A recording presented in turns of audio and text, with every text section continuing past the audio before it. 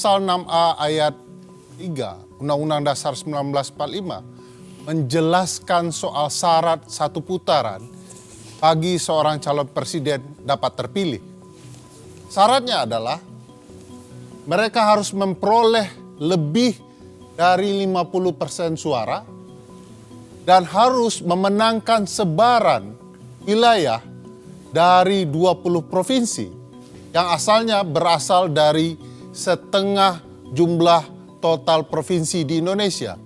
Yang saat ini sudah 38 provinsi, setengah lebihnya adalah 20 provinsi. Dan setiap kemenangan di 20 provinsi itu harus disertai kemenangan lebih dari 20% suara minimum di setiap provinsi.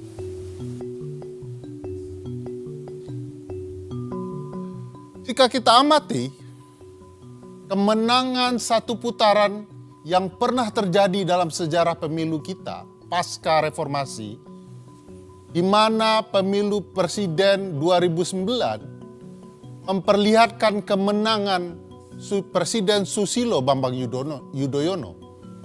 Kita bisa melihat dari peta ini. Warna biru ini menggambarkan kemenangan presiden dan di mana saja wilayahnya. Bayangkan luasnya. Jadi tidak mudah bagi seorang calon presiden memenangkan 50% suara dalam satu putaran pemilu. 50% suara bukan faktor tunggal.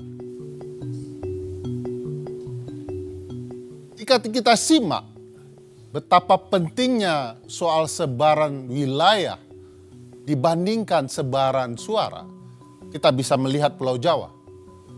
Pulau Jawa adalah pulau dengan populasi penduduk terbesar. Mereka memiliki 115 juta suara pemilih. Sayangnya kalau dilihat sebaran, mereka hanya memiliki 6 provinsi. Bandingkan dengan apa yang bisa kita lihat di Pulau Sumatera. Sumatera adalah pulau yang sangat menentukan sebaran wilayah. Memiliki 10 provinsi dan sangat menentukan sebaran wilayah tersebut. Mari kita lihat konteksnya pada pemilu sebelumnya. Pada pemilu 2014, Joko Widodo memenangkan 7 provinsi.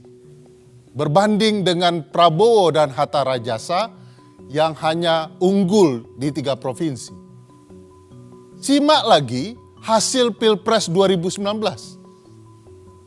Presiden Joko Widodo ketika itu hanya memenangkan 4 provinsi dan Prabowo berhasil unggul di 6 provinsi.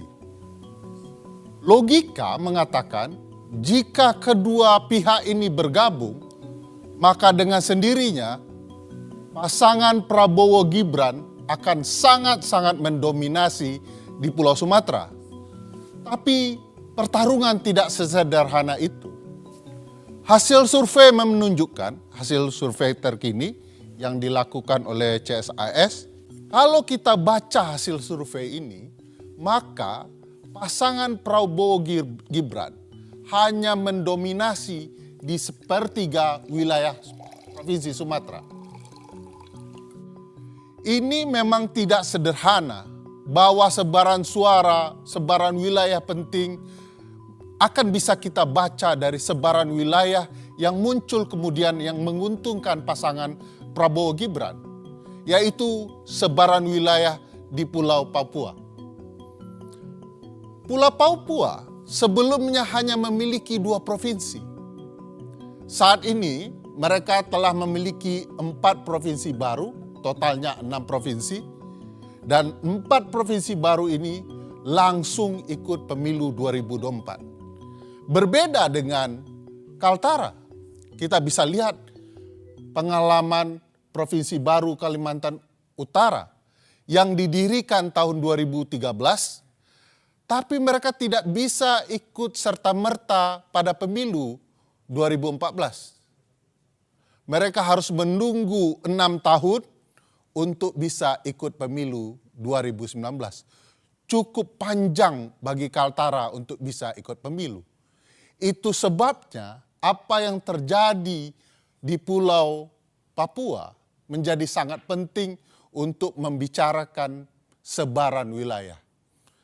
Jika kita simak hasil Pilpres sebelumnya, 2014 dan 2019, Jokowi betul-betul unggul di Papua.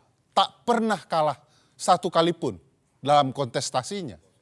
Ketika itu, saat Jokowi menang Pilpres di Papua, Jenderal Tito Karnavian kebetulan menjadi Kapolda Papua. Lalu pada pemilu saat ini kebetulan sekali kalau Jenderal Tito juga merupakan Menteri Dalam Negerinya. Nah, sebaran wilayah tentu saja sangat-sangat menentukan. Saya ingin mengambil contoh kasus pemilu Presiden Amerika di tahun 2016. Semua orang tahu bahwa dalam pemilu itu Hillary Clinton memenangkan suara terbanyak, popular vote. Bisa dilihat di peta, sebarannya tidak terlalu banyak, tidak juga menumpuk. Ini menggambarkan kemenangan Hillary di suara terbanyak. Tetapi Hillary tentu saja tidak menang di jumlah sebaran. Bandingkan dengan kemenangan sebaran wilayah yang didapat oleh Donald Trump.